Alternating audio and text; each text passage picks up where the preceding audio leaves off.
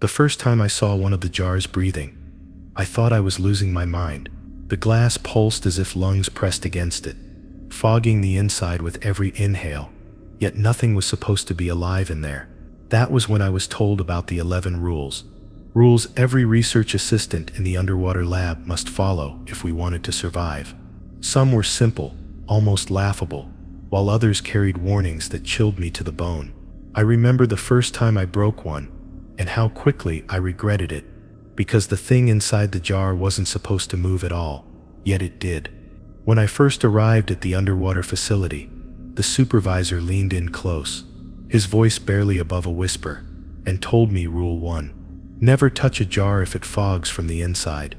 I laughed nervously, thinking it was some kind of initiation joke, but he didn't laugh with me. Instead, his eyes lingered too long on the glass shelves that lined the storage chamber, and I saw how the jars gleamed faintly under the dim lighting, each one filled with something I didn't yet understand. That night, I couldn't sleep, because the image of that serious look on his face kept replaying in my head. The lab itself was built into the ocean floor, a steel skeleton stretching deep into the Mariana Trench, where daylight never reached.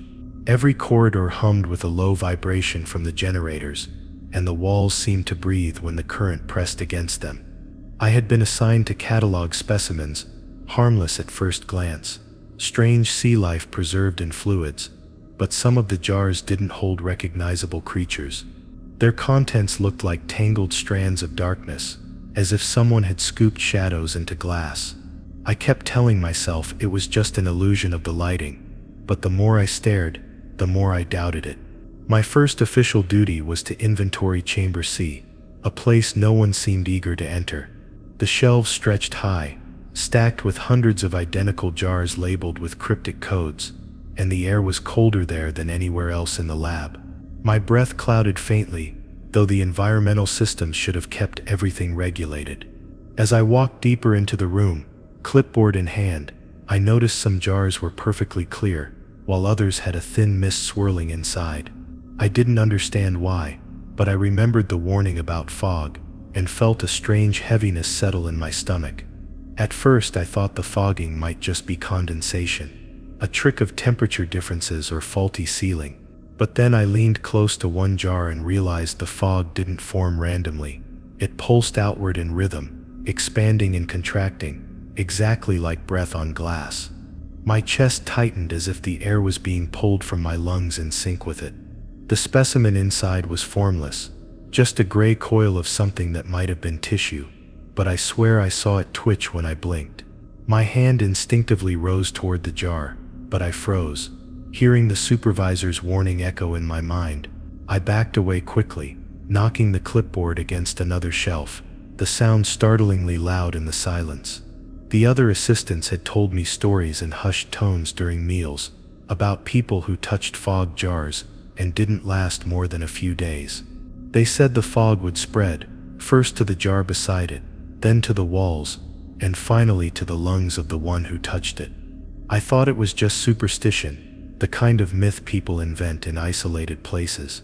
But standing there in Chamber C, I wasn't so sure anymore. The jar's fog pulsed again, faster this time, as if aware of my presence.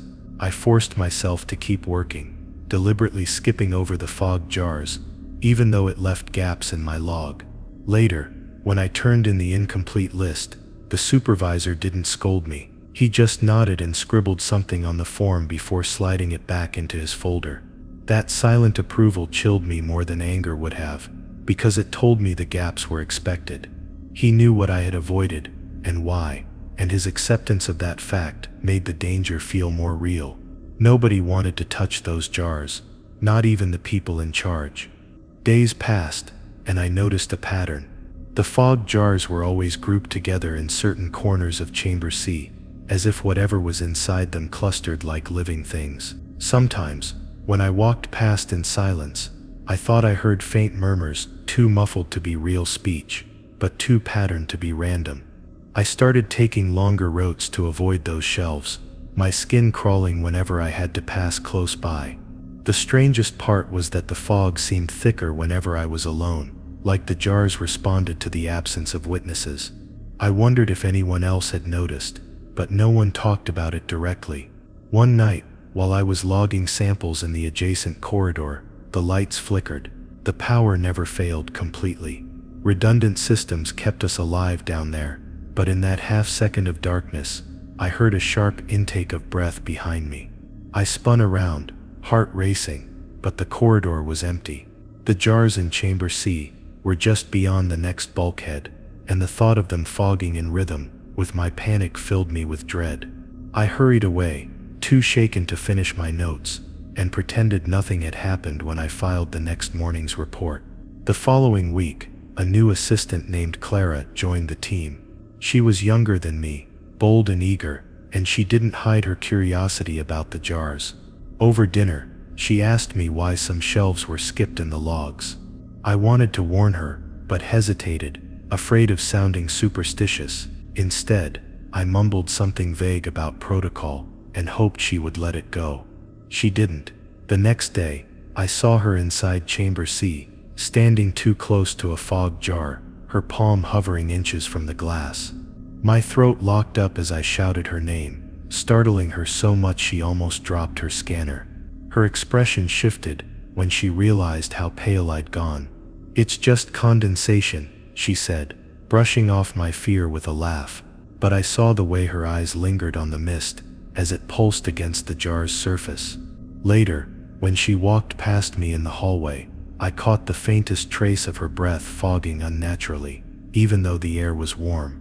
I wanted to confront her, to drag her straight to the supervisor, but something in her gaze warned me she wouldn't believe me. Or worse, maybe she already knew what touching the jar meant and didn't care. That night, I couldn't shake the sound I'd heard behind me during the blackout.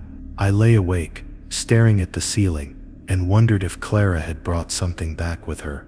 The ventilation system hissed softly, carrying recycled air through the station, and I imagined the fog from Chamber C slipping through those same vents, filling every corner, pressing into my lungs while I slept. I told myself I was being paranoid, but when I closed my eyes, I saw the jars fogging in perfect unison, and something inside them waiting for someone to slip.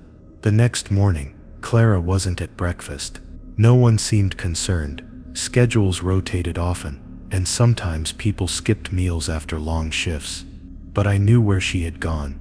I walked toward Chamber C, every step slower than the last, until I reached the heavy door. It stood ajar, which was wrong.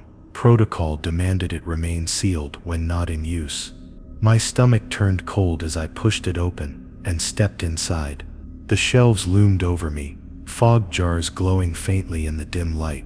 At the far end, a figure stood perfectly still, facing the misty glass, her hand pressed flat against it.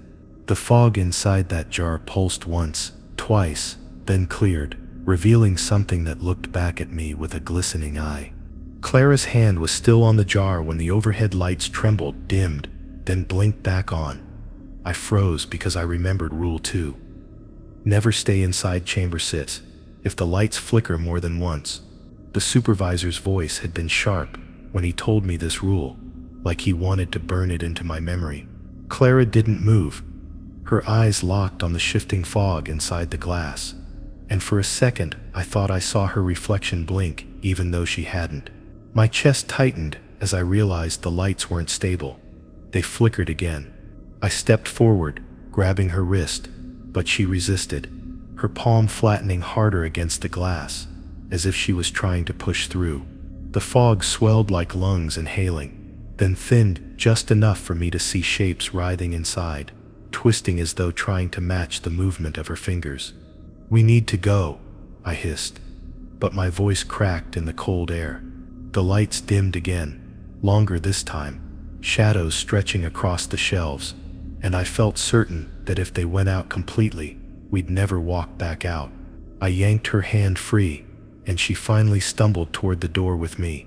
The corridor beyond felt suffocatingly narrow as we hurried away. Clara laughed breathlessly, brushing it off as my overreaction, but her voice sounded strange, too hollow in the recycled air. I wanted to scream at her, to tell her that the rules weren't some silly tradition, but my throat closed up before I could. Instead, I walked her straight to the supervisor's office. He didn't ask questions when I explained what had happened.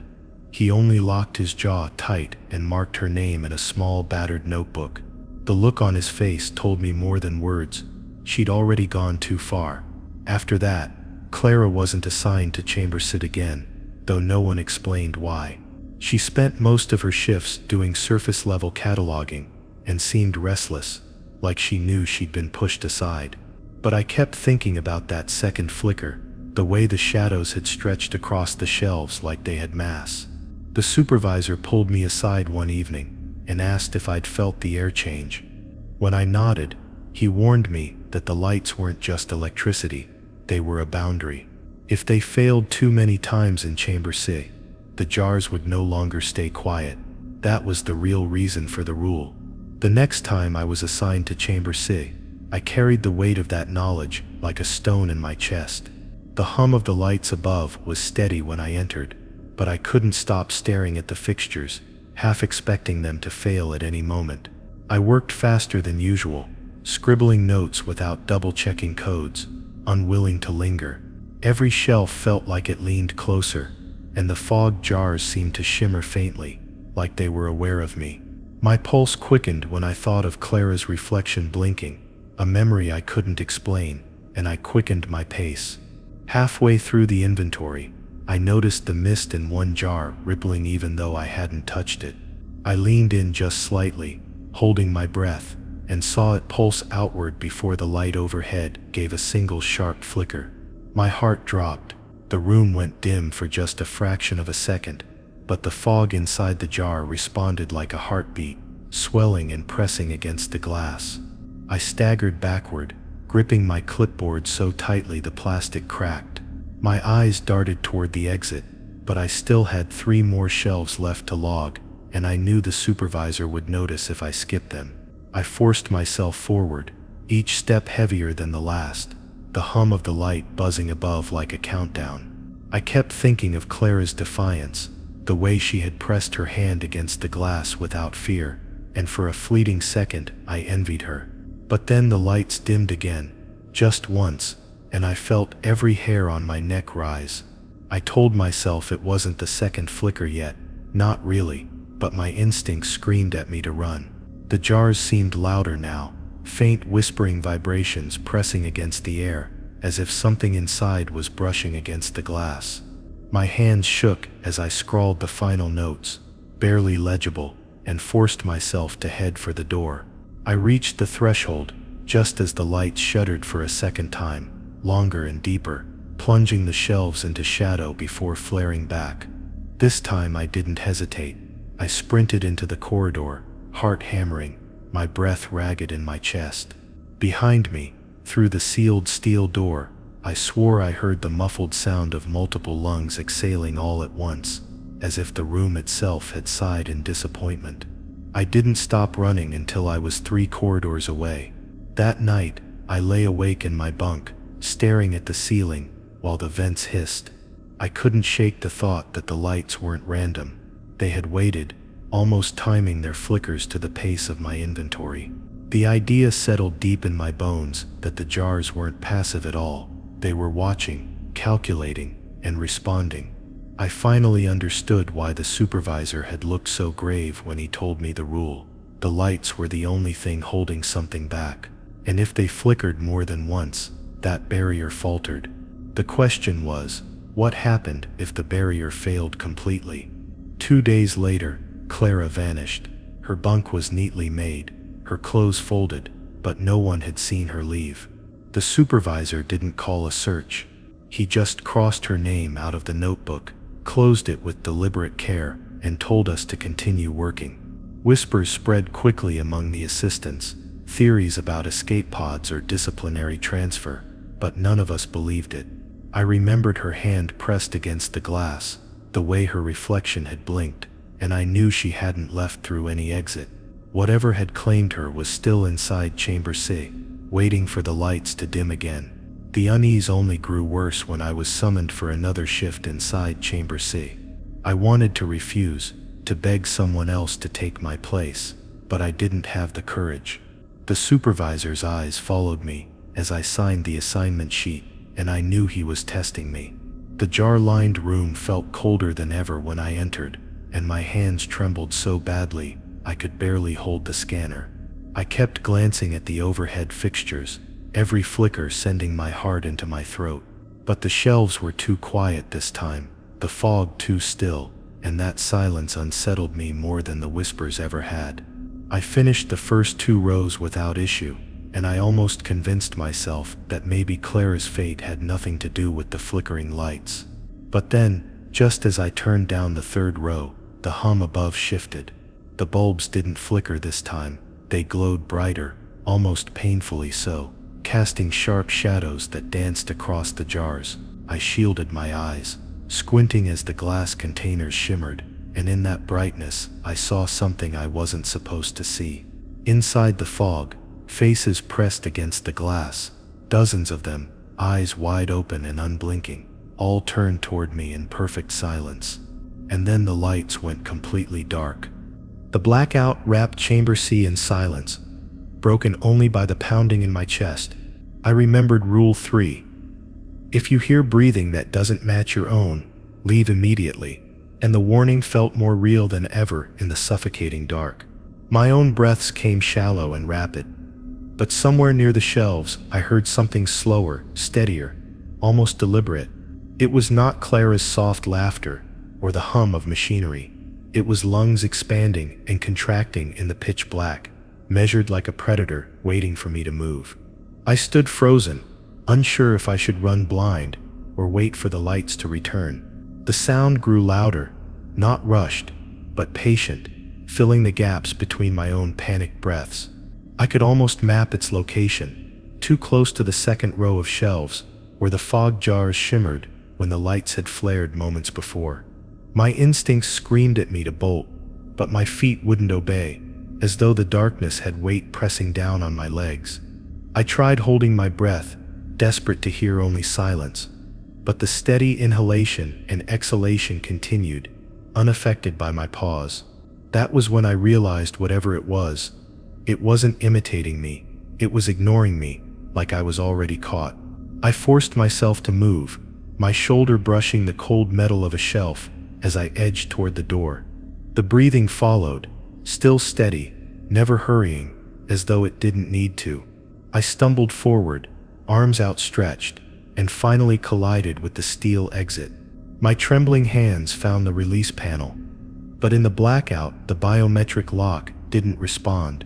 Panic surged in my veins as I slapped the surface, whispering pleas under my breath. Behind me, the breathing deepened, a low rumble in the chest of something large, and the hairs on the back of my neck rose as I felt hot air stir against my skin. Just then, the lights flickered back on with a violent hum. My eyes adjusted too slowly, but I caught the blur of fog recoiling inside multiple jars, pressing against the glass as though retreating from me. I spun, expecting something towering over my shoulder, but the aisle was empty. Only the shelves stretched around me, lined with their silent, clouded contents. My heart refused to believe it, though. The warmth on my skin had been real, the rhythm of those breaths undeniable. I slammed my palm against the panel again, and this time the door clicked open. I staggered into the corridor, half expecting the sound to follow, but the silence outside was absolute. I collapsed against the wall, gasping, and barely noticed the supervisor approaching until his shadow fell over me. His face was unreadable, but his eyes locked on mine as though he already knew. "You heard it, didn't you?" he asked quietly, his voice carrying none of his usual edge. I nodded, too shaken to lie. He didn't write in his notebook this time, just pressed his lips into a thin line and warned, "If you hear it again, don't wait, don't think, just get out." The way he said it sent a shiver down my spine, because it sounded less like advice and more like preparation for something inevitable. Sleep became impossible after that. I lay awake every night in the dormitory, listening to the shallow snores of the other assistants, terrified that one of those breaths wouldn't match. Every time the vents cycled, pushing cool air into the room, I jolted awake, convinced it was the same sound that had stalked me in the blackout. My body ached from exhaustion, but the idea of closing my eyes and waking to someone or something standing over my bunk was worse. Clara's empty bed didn't help. The absence gnawed at me, whispering that maybe she hadn't vanished at all. Maybe she was still in Chamber C, breathing in rhythm with the jars. When I was reassigned to inventory duty, my hands trembled so violently I nearly dropped the clipboard. This time, I wasn't alone. Another assistant named Rami was paired with me. His casual arrogance a poor mask for the fear I saw flicker in his eyes when we entered the chamber. The lights held steady, a thin comfort, but the silence of the jars was heavier than before. I kept glancing at Rami, silently praying that if the breathing started again, it would choose him instead of me. He noticed my tension and laughed, saying, "You act like the rules are curses instead of safety measures." I wanted to warn him, but my voice caught in my throat. We worked opposite ends of the chamber, scribbling notes when I heard it again, the steady alien rhythm of lungs filling and emptying, deeper than ours. My stomach dropped. Rami froze, his pen hovering above the paper, his eyes darting toward me with dawning horror. He heard it too. The sound seemed to come from everywhere at once, weaving between the shelves, growing louder each second. I mouthed leave, but he shook his head, stubborn, determined to prove himself braver than he was. He whispered, "It's probably just the vents," but I knew he didn't believe it. The breathing didn't sync with the cycling air, it was alive. The lights dimmed slightly, not a flicker, but enough to cast the shadows longer across the floor. The breathing shifted, closer now, and I swore I saw condensation bloom against the glass of a nearby jar. My body screamed at me to run, but Rami's defiance anchored me in place. He muttered, "I won't be scared of air," and took a step toward the jar. My chest clenched as I realized what he was doing, testing the boundary, daring the sound to reveal itself. I whispered his name, pleading, but he ignored me, pressing his ear closer to the glass as if he could catch the source.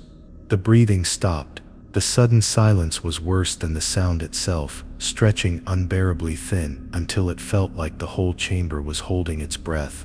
Rami leaned closer, tapping the glass with his fingertip, smirking at me.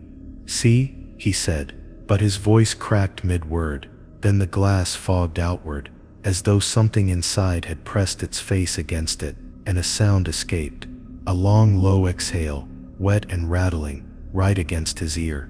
His smirk vanished, his eyes widening in horror. I didn't wait to see what followed. I bolted for the door, and this time, the lock responded instantly under my palm. I stumbled into the corridor, my heart hammering, and turned just in time to see Rami slam into the steel door behind me, his face pale. He pounded against it, screaming that it wouldn't open, though I'd just passed through. His fists left smears of blood where he struck, his mouth shaping words I couldn't hear, as the thick glass of the observation window began to fog over. Then through that fog, I saw the faint outline of another face beside his, pressed against the glass from the inside, breathing steadily, in perfect opposition to his panicked gasps. The last thing I heard before the door sealed shut was Rami's scream cut short, followed by a single long inhale from the other side. I couldn't stop shaking after Rami vanished. My hands pressed against the sealed door, as if I could pry it open by sheer will. The glass stayed fogged, hiding whatever face had leaned against it beside his. My supervisor dragged me back, his grip like iron on my arm, and hissed the reminder of Rule 4. Never stay in a chamber if the lights hum louder than the vents. He said I should have recognized the change in sound before the blackout in Chamber C, that Rami's fate was sealed the moment the hum shifted pitch. His voice carried no sympathy, only frustration, as though my survival depended on learning faster. That night in the dormitory, the vents hissed their usual rhythm, but my ears strained for any difference, terrified of missing another sign. The others slept fitfully, some whispering Clara's name in their dreams, others too exhausted to care. I couldn't stop replaying Rami's final scream, or the sight of that other face pressed to the fogged glass. The rules weren't arbitrary superstitions. They were warnings built on deaths we were never told about. I began to wonder how many assistants before us had been lost, their names erased from the rosters, while the jars filled with specimens that weren't supposed to be alive. The next morning, I was reassigned to accompany a technician named Orel to Chamber D. He carried a toolbox and a grin too wide for someone working here, insisting the hums were just electrical quirks. I envied his ability to shrug off the unease, but it also terrified me. Skeptics never lasted long down here. As we entered the chamber, I noticed the lights overhead flickering ever so slightly, their buzz rising above the constant sigh of the vents. My stomach clenched, and I whispered that we should leave. Orel laughed, saying, if we ran every time a bulb made noise, nothing would ever get done. His words made the silence in my throat unbearable. The humming grew sharper as he worked, pulling panels from the wall, wires dangling like veins. I hovered near the door, every muscle coiled to sprint, while he whistled under his breath, mocking the rules. Then the hum peaked, shrill enough to make my teeth ache, and the vents seemed to fall silent in comparison. I pressed my palms to my ears, desperate to muffle the sound, and screamed at him that we had to go. He waved me off, muttering that the noise would die down once he tightened a loose connection. But before he could touch the wires, the jars around us began to vibrate on their shelves. It started small, a tremor barely noticeable, but quickly escalated, until the glass clinked against the metal racks in a chaotic rhythm. My chest constricted as condensation bloomed across every surface, 100 jars fogging in unison. Orel's grin faltered, his hand hovering over the wires, eyes darting to mine with sudden fear. The hum shifted again, dropping in pitch, and the lights dimmed until the chamber felt like a cave. That was when I saw shadows ripple inside the jars, shapes moving independently of the fog, pressing against the glass as if sensing freedom. I bolted to the door, but the panel locked beneath my frantic palms. Orel cursed, slamming his toolbox against the panel, sparks flying as if the chamber itself resisted our escape. The jars rattled violently now, one falling from the shelf and shattering on the floor. The liquid inside spread across the tiles, thick and dark, carrying something that writhed like a mass of veins. Orel backed away, tripping over his own feet, his bravado gone. I pressed my body against the door, pounding until my fists went numb, praying for it to open. The hum grew so loud my skull vibrated, and when I turned, I saw the broken specimen crawling toward him, leaving a slick trail behind. The thing moved like it remembered lungs, dragging itself forward with each labored pulse. Orel screamed, swinging his toolbox, the metal crunching against its shifting body. But each strike only made it spread wider, tendrils latching to his arm, climbing toward his face. His cries echoed with the rising hum, blending into a single note of terror. I wanted to help, but my feet betrayed me, rooted to the floor as the sight froze me in place. The jars around us pulsed harder, as though feeding on his panic, and I realized with horror that he had broken more than just a connection. He had invited attention. The door finally clicked, snapping me back to life. I lunged through, not caring if Orel followed, but his screams cut off as I crossed the threshold. I glanced back once, against every instinct, and saw the chamber drenched in fog, Orel's body dragged upward against the shelves, as though displayed for the jars themselves. The door slammed behind me with a force that rattled my teeth, and I collapsed in the corridor, gasping for air. Supervisors rushed past, ignoring me, focusing instead on sealing the chamber. They didn't ask about Orel, and I didn't offer answers. His name would vanish like Clara's, another ghost erased by protocol. That night I lay awake again, staring at the ceiling as the hum of the vents soothed and threatened in equal measure. Every sound became suspect, every flicker of light, every sigh of air. The rules haunted my thoughts, each one sharper than the last, and I wondered how many chambers I could survive before my name, too, was struck from the list. When sleep finally came, it was restless, filled with images of jars breathing in rhythm with the lights, and Orel's face pressed against the fog, as if begging me to remember him. But remembering wouldn't save me, only following the next rule would. Sleep clung to me, like a sickness after Orel's disappearance. My dreams tangled with visions of fogged glass and his body pinned against shelves. I woke gasping, convinced I still heard the hum of Chamber D in my ears. That morning, my supervisor's voice carried none of the sympathy I craved, only a terse reminder of Rule 5. If a jar ever cracks, do not try to seal it. Evacuate immediately. His words echoed in my skull like a curse, and I realized the rules weren't just instructions. They were death sentences disguised as precautions, waiting for us to stumble.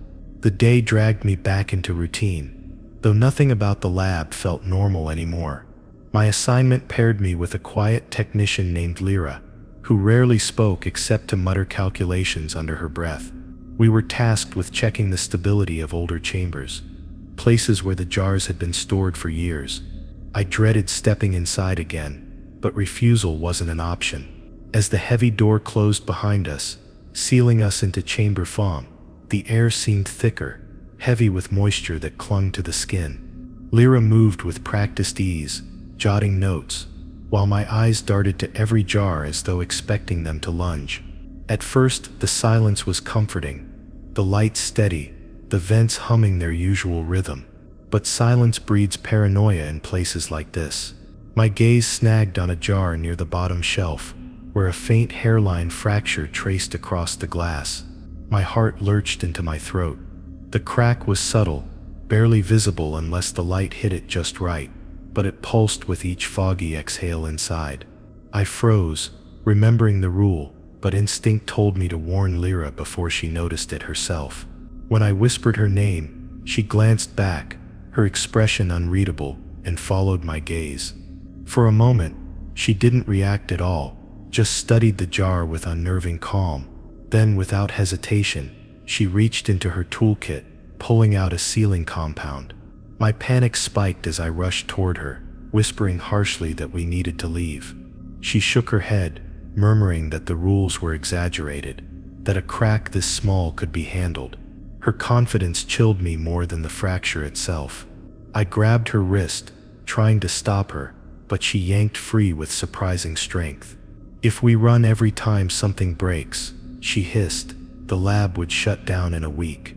The arrogance in her tone mirrored Orel's, and dread clawed at my chest. As she lifted the applicator, the jar exhaled. Not fog this time. Condensation sprayed outward through the crack in a fine mist, chilling my skin. I stumbled back, heart pounding as the fracture widened with a sound like strained ice. Clara cursed, pressing the compound to the glass, but the jar resisted, pushing against her effort, as though something inside pressed outward. The mist thickened, spreading in curls across the floor, carrying a scent like brine and decay. I shouted at her again, louder this time, demanding we leave, but she ignored me, muttering calculations, as though the numbers would protect her. The crack spidered across the surface, thin lines racing outward, and the jar gave a low groan that reverberated through the chamber. Clara pressed harder, desperate now, her calm shattered by urgency.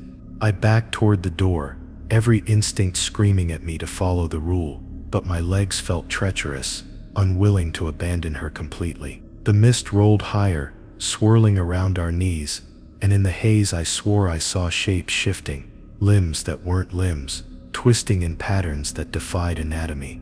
My voice broke as I begged her to stop, but her focus remained locked on the crack. Then the jar burst. The sound was a shattering scream of glass, followed by a rush of liquid and fog that drenched the chamber. Clara cried out, staggering back, as something dark and sinuous unfurled from the wreckage. It writhed across the tiles, dragging itself forward with movements too deliberate to be blind. I stumbled for the door, slamming my palm against the panel, but the lock hesitated, cycling slow as though reluctant. Behind me, Clara screamed again, her voice choking off mid-breath. I didn't look back. I couldn't. The panel beeped, the door hissed open, and I threw myself into the corridor. I hit the floor hard, the mist curling through the open gap before the door sealed shut. My lungs burned with the stench, my eyes watering as I scrambled to my feet. Through the small window, I saw Lyra's silhouette thrash once, twice, before vanishing into the fog completely. The glass fogged from within, obscuring the view, but I didn't need to see more. My stomach twisted violently, bile rising in my throat, and I clutched the wall for support as the realization hit. She had ignored the rule, and now she was gone. Another name erased, another warning carved into my memory. Supervisors arrived within minutes, sealing the chamber, their expressions stone. They didn't ask about Lyra. One simply wrote something in a small notebook, glanced at me, and muttered, "You remembered this time." The words were meant as praise, but they felt like a curse. I wasn't proud of surviving. I was terrified of how easy it had been to run. My hands shook for hours after, even as I was reassigned to menial duties far from the chambers. But the memory lingered, the sight of that crack widening, the fog spilling outward, the shape rising inside. The rules weren't just about survival, they were about choosing who would be sacrificed. That night, I lay in my bunk, staring at the empty space where Lyra had slept. Clara's bed, Orel's, Rami's, they were all gone now, erased like chalk from a board. My breaths came shallow, strained, and I counted them against the hiss of the vents, terrified that one would not match. The rules circled in my mind, each one sharper, crueler, until I wondered whether survival was even possible. My hands traced invisible cracks across the blanket, the phantom memory of glass shattering beneath my fingers. I told myself I'd never be so foolish as to break a rule, but deep down, I knew the lab wasn't done testing me. The lights flickered once above me, and the hum deepened, louder than the vents. My stomach dropped as the dormitory plunged into uneasy silence. The hum above my bunk stretched into silence, so sharp it felt alive, and panic clamped around my chest. I remembered Rule 6. If you wake to silence, check that everyone around you is still breathing, and forced myself to sit up, despite the ice in my veins. The dormitory was smothered in stillness, the vents no longer hissing, the air thick and heavy, as if the entire ocean pressed against the walls. My ears rang with the absence of sound, and I became hyper-aware of my own uneven breaths rasping in the dark. I scanned the rows of bunks, my eyes adjusting slowly to the dim glow of the emergency strips along the floor. Normally, the room was filled with the subtle chorus of human life, snoring, shifting, soft sighs, but now it was barren, lifeless. My heart hammered as I leaned closer to the nearest bed, watching the assistants sprawled beneath thin sheets. Their chest was still unmoving. I held my own breath, waiting for even the smallest rise or fall, but the body remained motionless.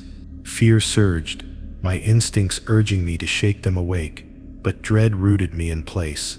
Finally, I reached out, trembling fingers brushing their shoulder.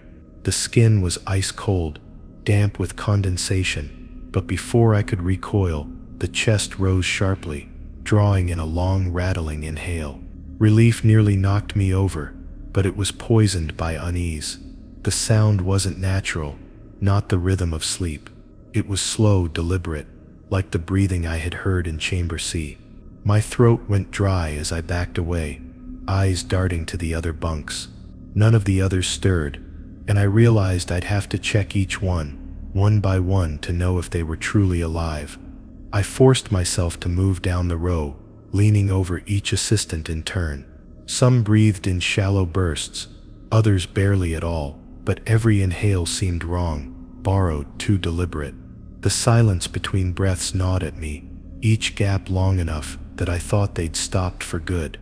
I whispered their names, desperate for a response, but none stirred. Their bodies shifted only when I touched them, as if my presence triggered the act of breathing itself. The dormitory no longer felt like a room full of people. It felt like I was surrounded by things imitating life. At the far end, I hesitated before Clara's empty bunk. The mattress was stripped, sheets tucked with unnatural precision. like no one had ever slept there at all. My chest tightened as memories of her laughter flickered through me, the sound that had once filled the air now replaced with suffocating stillness. I forced myself onward, toward the door, my hands trembling as I reached for the release. Before I touched it, I froze. Behind me, all at once, the breathing synchronized, every chest rising and falling in perfect unison. The sound was low, wet, and collective, filling the dormitory like the inhale of something vast. My knees buckled, and I clamped a hand over my mouth to smother a cry. The synchronized breaths continued, slow and heavy, mocking the silence that had drawn me awake. I stumbled backward, slamming into the door panel, and it hissed open with agonizing slowness. The sound of breathing swelled, chasing me into the corridor, where the vents hissed back to life. The contrast made me dizzy, the sudden rush of air against my ears, but I staggered onward, refusing to look back into that room. I didn't want to know if those bodies had risen from their bunks. The supervisor was waiting in the hall, as though he'd anticipated my escape. His eyes locked onto mine, sharp and accusing, though he said nothing at first. Finally he murmured, "You heard them, didn't you?" I nodded, my voice lost somewhere in my throat. He didn't scold me for leaving, didn't remind me of the rules. I had followed this one without hesitation. Instead, he handed me a small notebook, its pages filled with precise handwritten logs. At the top, in red ink, was a single line, "Silence means they are listening." The words made my stomach twist, because I knew he wasn't talking about the assistants. The following day blurred, my body moving on autopilot as I carried out meaningless tasks. My mind kept drifting back to the synchronized breathing, the way it had filled the dormitory like one collective body. When I finally returned, the room seemed normal again, snores and murmurs drifting through the dark. I wanted to believe it had all been a nightmare, a trick of exhaustion, but I couldn't unhear that sound. I lay awake for hours, my heart refusing to slow, and every time the room quieted for even a second, I bolted upright, straining to hear the next breath. Sleep never came. Later, during a routine shift, I caught sight of Lyra's empty bunk on the roster. No mention of her was made, no questions asked. Just like Clara, just like Orel, just like Rami, each name erased as though they had never existed. The supervisors kept their silence, but their eyes betrayed them. They knew the rules weren't enough anymore. Something was growing restless in the jars, in the vents, in the dormitories where silence replaced the human pulse. And worse, I could feel its attention shifting, like the ocean itself had fixed its gaze on me. That night, I woke again to silence. That night, the silence pressed so hard against my ears that it felt like the walls themselves were holding their breath. I thought of Rule 7. Never follow the footsteps that stop outside your door. But the warning came too late. The faint rhythm of steps echoed in the corridor beyond, steady, deliberate, like someone pacing. My chest grew tight as they drew closer, halting just beyond the thin metal barrier. No knock followed, no call of my name, only the weighted stillness of someone or something waiting. I lay frozen in my bunk, every nerve screaming at me to stay still. My pulse thudded against my ribs, and I strained to hear through the door. The footsteps didn't retreat, didn't shift. They hovered, a presence anchored just outside. I squeezed my eyes shut, praying it was one of the other assistants restless in the night, but the silence stretched until I could no longer pretend. Whoever, or whatever it was, had stopped there for me. I pulled the blanket up to my chin and forced myself to count my breaths, clinging to the rhythm, as though it might drown out the fear gnawing at me. The air felt heavier the longer the presence lingered. Minutes dragged, like hours, each one making the urge to peek through the narrow seam of the door almost unbearable. My body ached with the effort of stillness, my thoughts twisting into reckless whispers. What if it's Clara, returned at last? What if it's the supervisor, waiting to hand me another warning? But the rules existed for a reason, and breaking them always carried a price. I swallowed hard, reminding myself that I must not move, must not follow, no matter the temptation. Then the footsteps began again, just 1, 2, 3, before falling still once more. This time they were closer, as though the figure leaned in, listening. A tremor of air seeped through the seam around the door, brushing cold across my cheek. I clenched my fists, fighting the urge to bolt upright. My ears caught a sound that was not breath, but almost like it, a low drag of water pulling back from shore. The scent of brine filled the room, sharp and undeniable. I realized with horror that whatever waited beyond wasn't human at all. I don't remember falling asleep, but somehow morning came. The light snapped on, blinding me, and when I opened the door, the corridor was empty. No sign of prints on the metal floor, no trace of salt water, nothing but sterile stillness. Yet my body knew it had been real. My legs quivered with exhaustion, my throat raw as though I'd spent hours holding back a scream. The other assistants moved like shadows around me, avoiding my eyes, and I wondered if they had heard it too, but chosen silence as survival. The supervisor, passing by, gave me a brief glance that said more than words ever could. He knew what had stood outside my door. The rest of the day felt like walking through glass. Every sound, boots clanging on metal, voices echoing through the halls, set me on edge. When footsteps approached from behind, my stomach dropped before I turned, half expecting to see nothing there. Work in the labs passed in a blur, the jars fogging with a strange persistence that none of us dared acknowledge. Every time I bent to check on one, I caught my own reflection in the glass, and behind it, something darker, watching with unnatural patience. I told myself it was exhaustion, but deep down, I knew the figure at my door and the shadows in the jars were bound together. That evening, I lingered in the mess hall longer than usual, unwilling to return to the dormitory. The others had long since retired, their trays abandoned mid-meal, as if hunger had simply slipped from them. Only Lyra sat across the room, her eyes vacant, her spoon unmoving. I considered speaking to her, but when she finally looked up, her gaze locked on mine with chilling stillness. Her lips parted, and though no sound came, I read the shape of the word, "Don't." She dropped her spoon and walked away, leaving me in the echo of silence. By the time I returned to my bunk, dread had already sealed around me like a second skin. I lay down, staring at the ceiling, straining for the inevitable. Hours passed, or maybe minutes. It blurred together until at last the sound came. Footsteps, faint and dragging, moving down the corridor toward my door. My body went rigid, every muscle burning with the effort to stay still.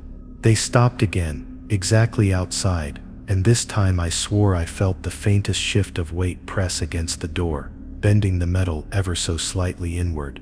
The silence afterward was unbearable. My imagination filled the void with images of what stood there, something pale and long-limbed dripping salt water onto the steel floor, its face pressed close enough that it could hear the pounding of my heart.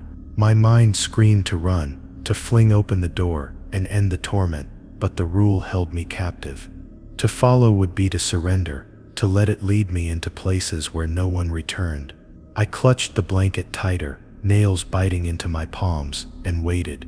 Then, with no warning, the footsteps resumed, retreating down the corridor at an agonizing pace. Relief surged so fast I nearly sobbed, but the danger wasn't gone.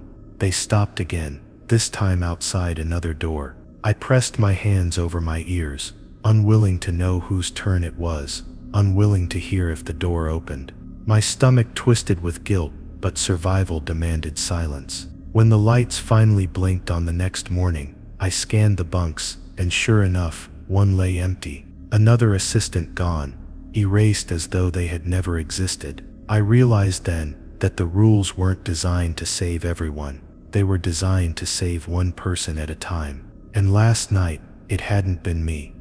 But what would happen when it was? The morning after we discovered the empty bunk, I felt the weight of the rules more than ever. Each one no longer seemed like a warning but a countdown, a narrowing tunnel with fewer exits. When the supervisor called us together, His voice carried the brittle sharpness of authority stretched thin, and he reminded us of Rule 8. Never speak to anyone who stands in the hall after lights out. He didn't explain further, but the look in his eyes told us this wasn't just superstition. It was survival stitched together by silence. The rest of the day passed under a haze of unspoken dread. I noticed how the others moved in clusters now, reluctant to be alone, but equally careful not to linger too close to anyone for too long. Our lab work became mechanical, hands moving out of habit rather than thought. I tried to focus on cataloging the jars, noting which ones fogged, which ones seemed warmer to the touch. But my mind kept wandering back to the bunk that lay empty.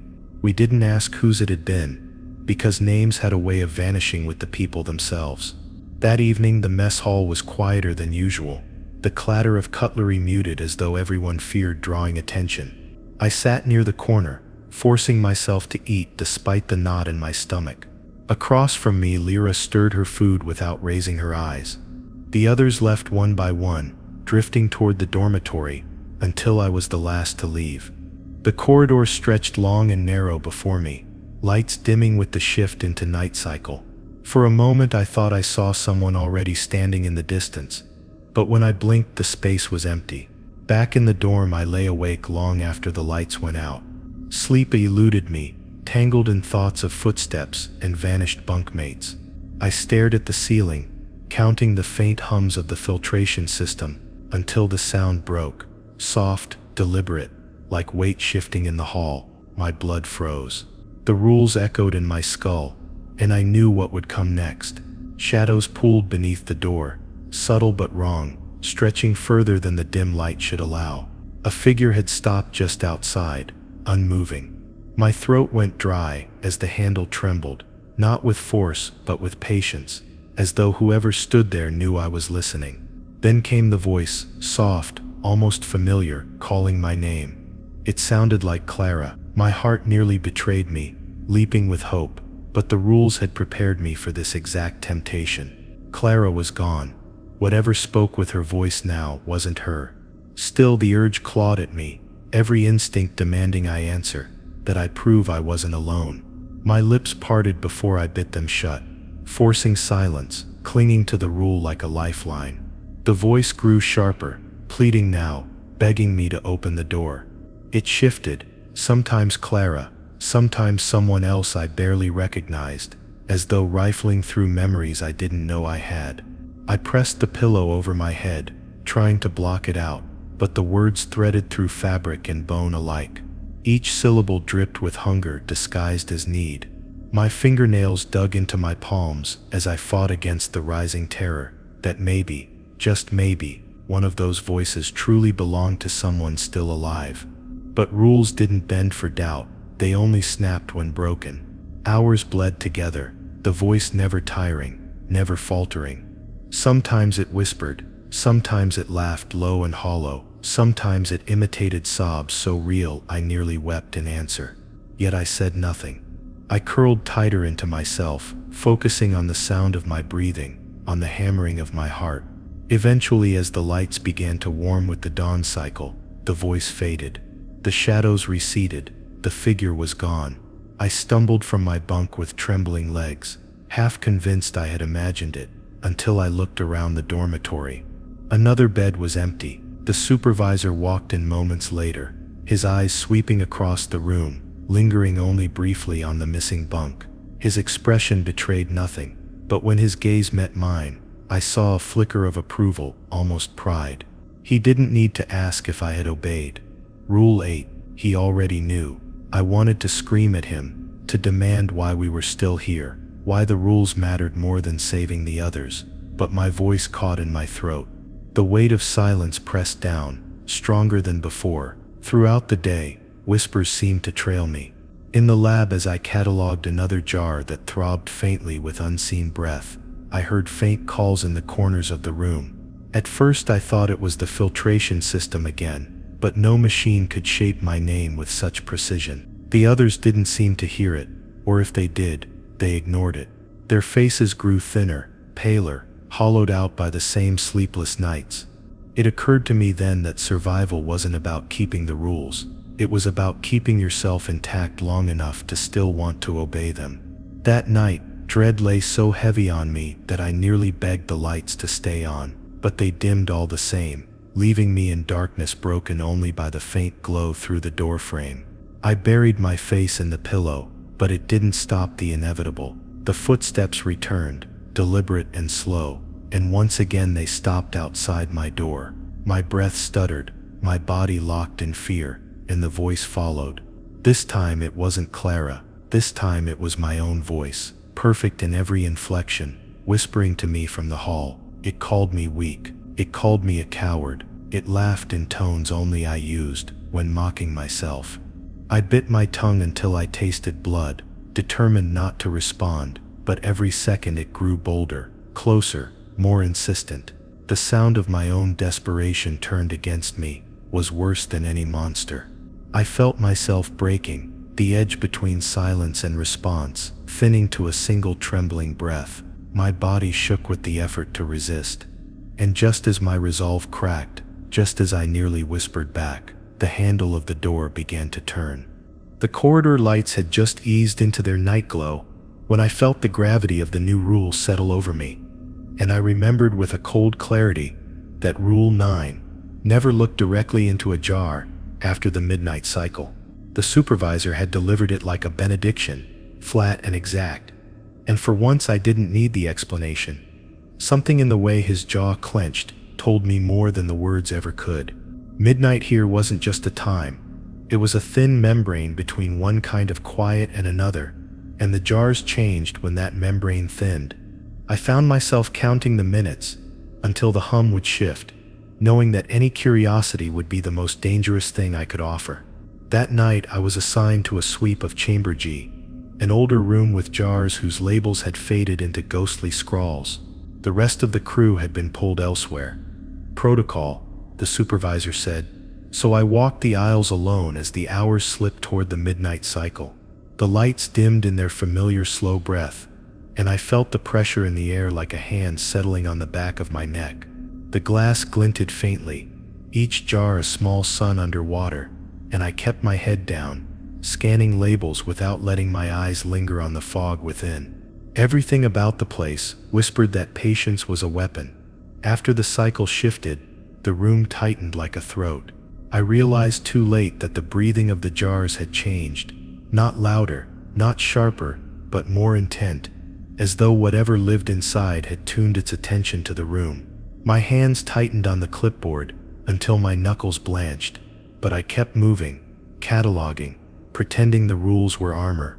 A shadow moved at the edge of my vision, and I forced myself not to turn. I remembered Clara's voice in the dormitory, the imitation of a voice I once loved, and I swallowed hard, refusing to feed whatever learned from us.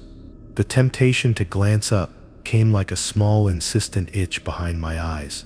I told myself I was being foolish. Nothing in a jar could do anything but sit.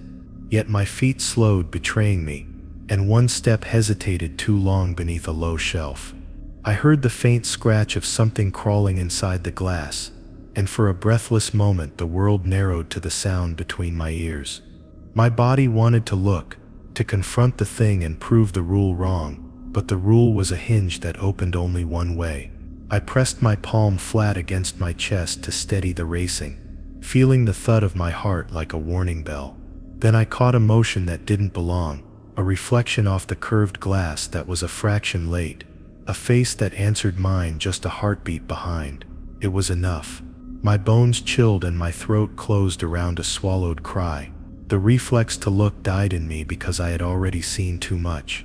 Not the jar itself, but my reflection mirroring something else behind me, something that could have only been there if eyes had found mine through the glass. I moved on, legs unsteady, letting the rules shepherd me like a reluctant animal toward the exit. Every step felt like walking away from a person in need, but I knew the price of that compassion here. I reached the corridor and leaned against the cold bulkhead to breathe, but the relief was thin as breath on ice. Later I found a small note tacked to the supervisor's door, a name crossed out, a date, and beneath it, in precise handwriting, "Do not risk a glance." I felt the words wrap around me like a lover's warning, and realized with a hollow stomach that the rule was as much about memory as it was about sight. We learned to live with less doubt, less curiosity, fewer names. The jars demanded that we shrink our world until only the rules remained in the center, bright and unforgiving.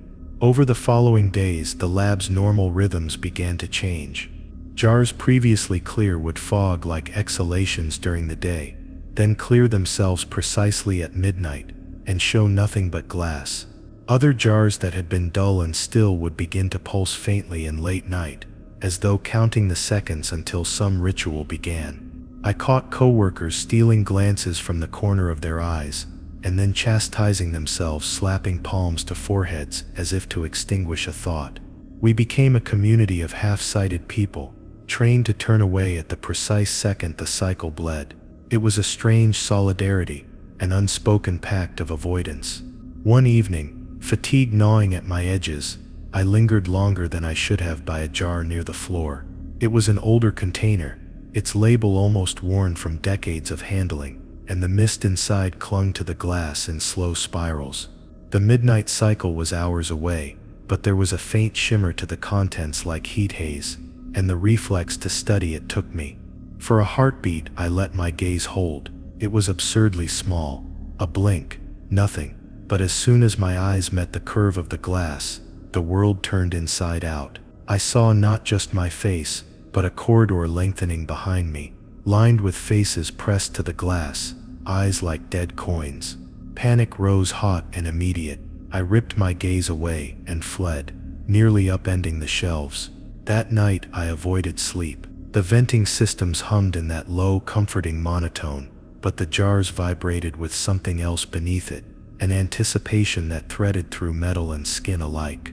I kept thinking of the faces I had seen, countless, patient, waiting. What they wanted, I could not say, but I sensed it was not simply to be looked at. The rules had taught me to avoid looking because looking made a contract, an exchange. We gave our attention and they gave something in return, something that could follow you home if you allowed it. Every rule was a ledger entry, balance kept in breaths and withheld gazes. A week later, a new assistant arrived, startled and raw with curiosity, the sort of bright-eyed person who expected science to be neat and explanatory. They had been briefed on the rules in the orientation, but human curiosity is a mischievous teacher, and I watched them struggle. One midnight cycle, I caught them lingering at an open shelf, fingers hovering near a jar rim. I felt something like a physical force press my lungs closed, and I moved without thinking, grabbing their shoulder and dragging them away. They cursed at me for the roughness, eyes wide, but I didn't explain. Words felt clumsy in that moment. The rule did the speaking. We both left with our throats raw from silence. Later, when I returned to Chamber G alone, I found a smear of condensation on the floor where a jar had been moved. The label beneath was torn away, its number half scraped like a name struck from a roster. The emptiness made a hollowness in my chest that had little to do with empathy and everything to do with fear. The jars were patient collectors. They collected more than specimens. They collected moments of attention, habits of gaze, the tiny threads of personality that made us who we were. Each time someone looked, something recorded it, and the ledger grew. I slid the clipboard back into my coat and left the chamber without another glance, because rules are a kind of honesty in a dishonest place.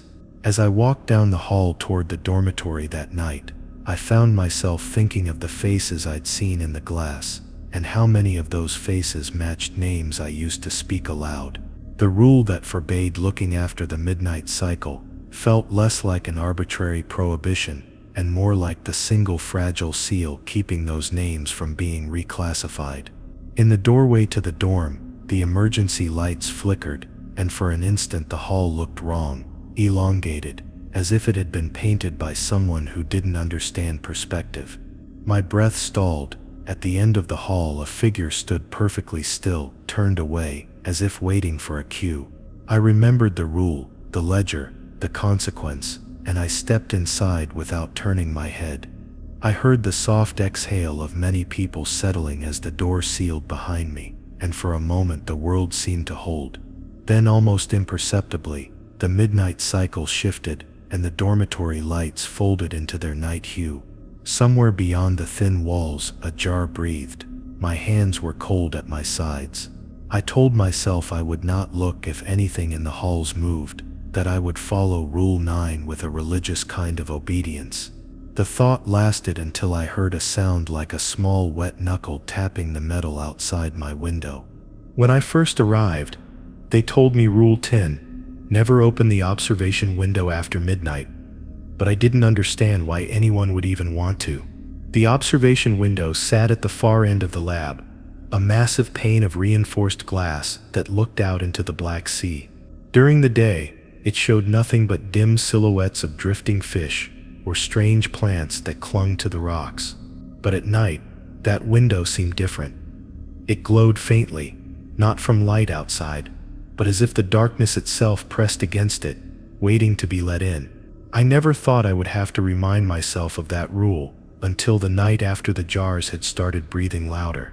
The sound outside my dorm had faded, but I couldn't sleep. Every breath from the jars echoed through the pipes like faint whispers, and my nerves buzzed with the thought of what might be moving just beyond the walls. I told myself to breathe steady and not think about it, but the more I tried, the louder it became. The lab wasn't quiet at night. It was alive in its own way, humming, thrumming, carrying voices through water and steel. And then I realized the sound wasn't just coming from the jars.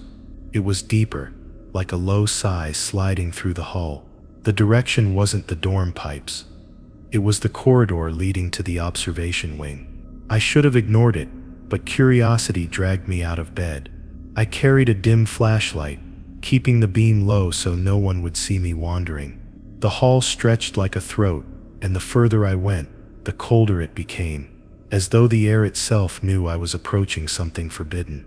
The hum grew sharper until I stopped outside the sealed observation chamber. That window waited inside, huge, silent, and watching even though it wasn't alive. My hand trembled over the panel that released the hatch, and a thought wormed into my mind. What if I just looked, just to see what was making that noise?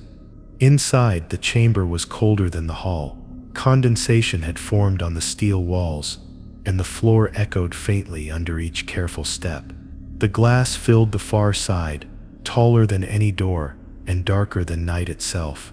No fish drifted past, no plants moved, just a pressure in the black, like something enormous pressed its face against the other side, but refused to be seen. My chest tightened as the whispering grew clearer, not from the jars now, but from the window itself.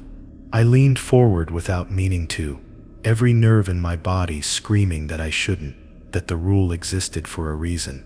The whisper almost shaped itself into words, a long, low tone stretched into something like "let me in." I froze, realizing my breath fogged the glass, even though I wasn't close enough to touch it. The cold radiated stronger now, biting into my skin, as though the glass was thinning. A shadow shifted across the black, long and boneless, twisting just slow enough to suggest it was aware of me. My hand shook so violently that I nearly dropped the flashlight. It flickered against the floor, and for one moment, I swore the shadow bent closer to it like a predator sniffing prey. I stumbled back, biting my tongue to stop a scream. I didn't open the window, of course. The latch was right there, a simple twist away, but my body refused to obey that terrible pull. Instead, I bolted from the chamber and slammed the hatch, shoving the lock into place. But when I turned, I wasn't alone. My colleague Alvarez stood down the hall, staring at me with a pale, exhausted expression. "You went in there," he said softly, his voice almost drowned by the hum of the pipes. I stammered an excuse, but he only shook his head. "Don't go near it after midnight. It's not showing you what's outside, it's showing you what wants inside." I asked him what he meant, but Alvarez didn't answer. He just backed away toward the dorms, muttering something under his breath that sounded like a prayer. My heart pounded as I followed, half expecting to hear that whisper again. For the rest of the night, I lay awake, listening to every creak, every sigh, wondering if the thing behind the window had followed me back.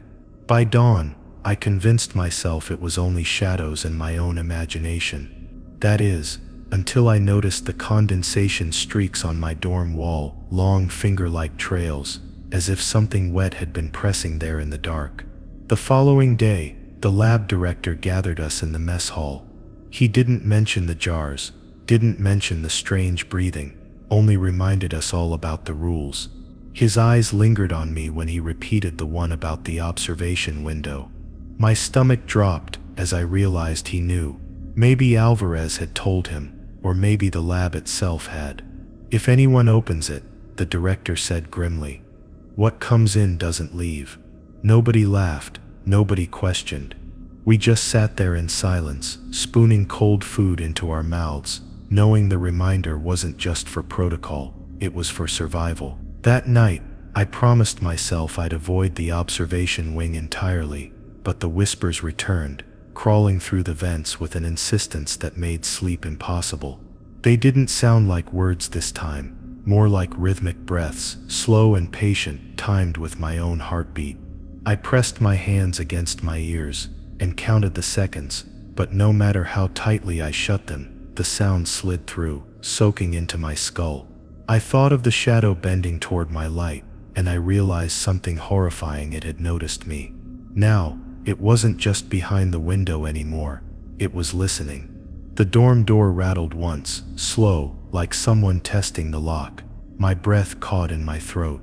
I remembered Alvarez's warning about things not wanting to get out, but wanting to get in. If that thing had found a way to the dorm wing, maybe it didn't need the window after all. My flashlight sat on the desk, its beam weak from overuse, but I grabbed it anyway and aimed it toward the door.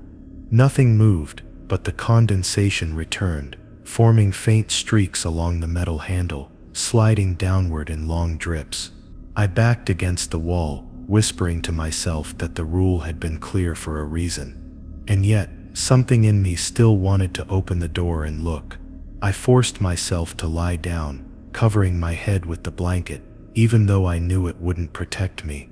Every sound felt amplified, the pipes, the shifting currents, even my own heartbeat. Hours stretched into forever, until at last the whispers thinned into silence. Just before sleep took me, I swore I heard one last thing, almost mocking, a slow knock against glass, far away but somehow inside. And when I dreamed, it was of the window, wide open, with a dark hand reaching through.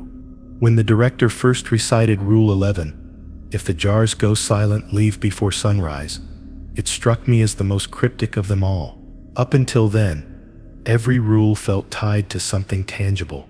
Do not touch, do not open, do not look. But this one lingered in the air, like a warning no one wanted to explain. Silence, in a place filled with constant hums and rattles, seemed impossible. Yet as the night bled into dawn, after the whispers at the window, I lay awake and noticed something chilling. The jars, which had breathed louder than ever for days, were quiet. No hissing through the pipes, no faint pulse in the glass, just stillness, heavy and unnatural, pressing against my ears like a weight I couldn't lift. I sat upright in bed, clutching the blanket as my mind scrambled for excuses. Maybe the filters shut off, or the lab's oxygen recirculators had malfunctioned again. Maybe the scientists had sedated the things inside, silencing them until morning. But deep down I knew that wasn't true. I had lived in this place long enough to recognize its rhythm, and this silence wasn't mechanical. It was alive, or rather it was the absence of life, the sudden void left when something decides to stop pretending. My stomach churned as I thought back to the director's words, leave before sunrise. But how? The lab was anchored to the trench floor, and the only submersible was locked under codes I didn't have. I slipped into the corridor, flashlight in hand, the beam trembling over steel walls slick with condensation. Every step echoed louder than it should have, as though the silence of the jars amplified all the wrong things. The air felt thicker, harder to breathe, each inhale catching in my throat. Doors to the other dorms lined the hall, but none of them stirred. Alvarez's bunk was only a few feet away, yet no sound came from within. I wanted to knock, to wake him, but something in me screamed not to. What if he wasn't the one to answer? What if silence had already claimed him too? I gripped the handle, then pulled back, retreating down the corridor as the weight in my chest grew heavier. The mess hall light flickered when I entered, but the room was empty, bowls still left out from dinner, as though everyone had simply vanished. I whispered a name, anyone's, but it came out too loud, echoing like a flare in the void. No answer. I pressed forward toward the central lab where the jars were kept, even though every bone in my body begged me not to. The door hissed open with a reluctant sigh, and I raised my light. Rows of jars lined the shelves, their glass fogged slightly from the cold, but not a single one moved. No breath against the glass, no ripple of fluid, no faint thud of something against the inner walls, just still shapes suspended in liquid, and yet I swore I felt their eyes on me. The closer I came, the more I noticed something worse than silence. The jars weren't just still, they were empty, not broken, not opened, but hollow.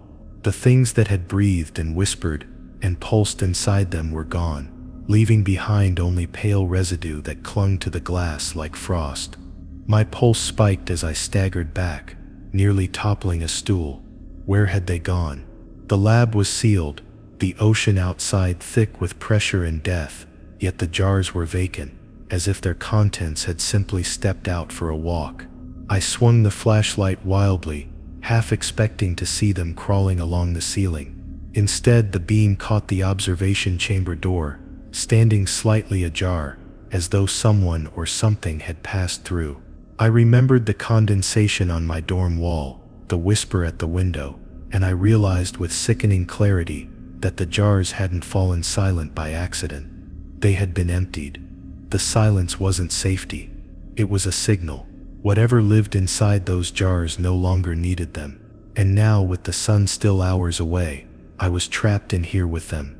I spun back toward the mess hall, toward the dorms, anywhere but here, but the silence followed, thick and absolute. Even my footsteps seemed muted now, swallowed before they reached my ears. The lab wasn't just empty of sound, it was consuming it. By the time I reached the dorm wing again, my flashlight flickered. The beam dimmed, then steadied, then dimmed again, as though something unseen was breathing against it. I pressed my back to the cold steel wall, fighting the urge to cry out.